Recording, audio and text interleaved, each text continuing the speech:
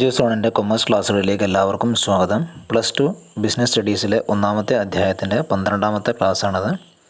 നമ്മളിന്നിവിടെ ചർച്ച ചെയ്യുന്നത് പരീക്ഷയ്ക്ക് പ്രതീക്ഷിക്കാവുന്ന ചില ചോദ്യങ്ങളാണ്. ഒന്നാമത്തെ അധ്യായത്തിലെ ചില പ്രധാനപ്പെട്ട ചോദ്യങ്ങളാണ് ഇവിടെ ഡിസ്കസ് ചെയ്യുന്നത്.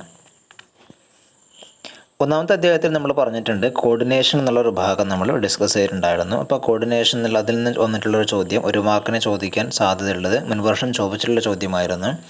The process of integrating all activities of a concern. ഒരു ഓർഗനൈസേഷനകത്തുള്ള എല്ലാ പ്രവർത്തനത്തിനെയും ഏകീകരിക്കുന്ന ഫംഗ്ഷൻ ഏതാണ് എന്ന് പറഞ്ഞ് ചോദിച്ചിട്ടുണ്ടായിരുന്നു. അപ്പോൾ ഇൻറ്റഗ്രേറ്റിംഗ് എന്ന് കണ്ടാൽ നിങ്ങൾക്ക് എന്ത് എഴുതാം?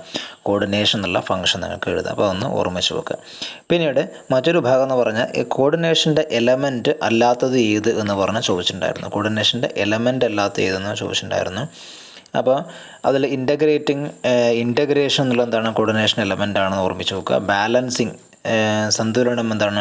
കോർഡിനേഷൻ്റെ എലമെൻ്റാണ്. അതുപോലെ തന്നെ ടൈമിംഗ് എന്നുള്ളതും തന്നെയാണ് കോർഡിനേഷൻ്റെ എലമെൻ്റാണ്. വളരെ പെട്ടെന്ന് നിങ്ങൾക്ക് എന്ത് ചെയ്യാൻ പറ്റും? അത് ഐഡൻറ്റിഫൈ ചെയ്യാൻ പറ്റുമെന്നാണ് വിശ്വസിക്കുന്നത്.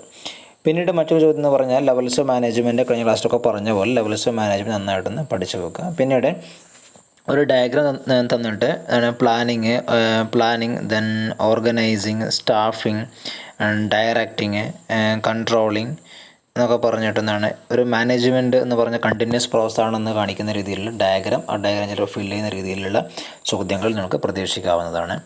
പിന്നീട് മാനേജ്മെൻറ്റിൻ്റെ എസൻസ് ഓഫ് മാനേജ്മെൻറ്റ് എന്നറിയപ്പെടുന്ന ഏതാണെന്ന് ചോദിക്കാറുണ്ട്. അതെന്താണ്? കോർഡിനേഷനാണ് എസൻസ് ഓഫ് മാനേജ്മെൻറ്റ് എന്ന് അറിയപ്പെടുന്നത്.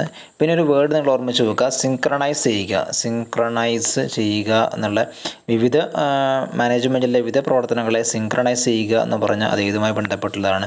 കോർഡിനേഷനുമായിട്ട് ബന്ധപ്പെട്ടുള്ളതാണ് എന്ന് നിങ്ങളൊന്ന് ഓർമ്മിച്ച് വെക്കുക. പിന്നീട് മറ്റൊരു ഭാഗം ചോദ്യം വന്നിട്ടുള്ളത് എഫിഷ്യൻസി ആൻഡ് ഇഫക്റ്റീവ്നെസ് എന്നുള്ളൊരു ഭാഗമാണ്. എഫിഷ്യൻസി അതുപോലെ തന്നെ എന്താണ്? ഇഫക്റ്റീവ്നെസ്. നമ്മൾ കഴിഞ്ഞ ക്ലാസ്സിൽ നമ്മൾ ഡിസ്കസ് ചെയ്തിട്ടുണ്ടാണ്. നമ്മൾ അതിൻ്റെയൊക്കെ ഡിഫറൻസും പറഞ്ഞിട്ടുണ്ടായിരുന്നു. എഫിഷ്യൻസി എന്ന് പറഞ്ഞാൽ എന്താണ്? Doing the task correctly and with minimum cost. അതാണ് എന്ത്? എഫിഷ്യൻസി എന്ന് പറഞ്ഞാൽ. പക്ഷേ ഇഫക്റ്റീവ്നെസ് എന്ന് പറഞ്ഞാൽ എന്താണ്? Doing the right task, completing activities and achieving goals. അതാണ് ഇഫക്റ്റീവ്നെസ് എന്ന് പറഞ്ഞാൽ. രണ്ട് ടേം എന്താണ്? ഡിഫറൻസ് ആയിട്ടുണ്ട്. അത് നമ്മൾ ഓർമ്മിച്ച് വെക്കുക. കഴിഞ്ഞ ക്ലാസ്സിലൊക്കെ നമ്മൾ ഡിസ്കസ് ചെയ്തിട്ടുള്ള പോയിൻ്റാണ്. പിന്നീട് നാച്ചർ ഓഫ് മാനേജ്മെൻറ്റ് എന്നുള്ള ഭാഗത്തിൽ നിന്ന് മാനേജ്മെൻറ്റ് സയൻസ്, ആർട്ട്, പ്രൊഫഷൻ എന്നുള്ളതിൽ നിന്നൊക്കെ ചോദ്യങ്ങൾ ഉണ്ടായിട്ടുണ്ടായിരുന്നു.